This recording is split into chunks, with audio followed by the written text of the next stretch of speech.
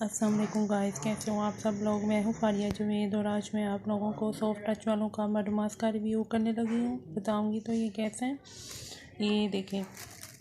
तो आप प्लीज़ सबसे पहले मेरे चैनल को सब्सक्राइब कर दें और लाइक भी कर दें। ये देखें इस तरह का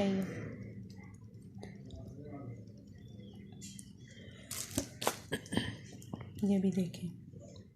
ये मेरे बहुत ज़्यादा यूज़ किया, ये देखें बहुत ही अच्छा है। ये इससे आपके ब्लैक हेड भी बहुत ज़्यादा रिमूव हो जाते हैं, ओपन पोर्स भी।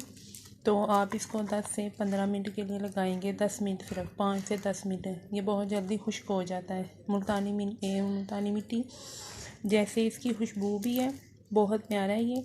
तो आप लोग प्लीज़ ट्राई करें और मुझे कमेंट में बताएं कि आपको कैसा लगा। इससे आपकी स्किन टाइट भी बहुत ज़्यादा हो जाती है और बहुत ज़्यादा स्किन को मॉइस्चराइज भी बहुत ज़्यादा करता है ये। तो आप प्लीज़ मेरे चैनल को लाइक भी कर दें और सब्सक्राइब भी कर दें। अल्लाह हाफिज़।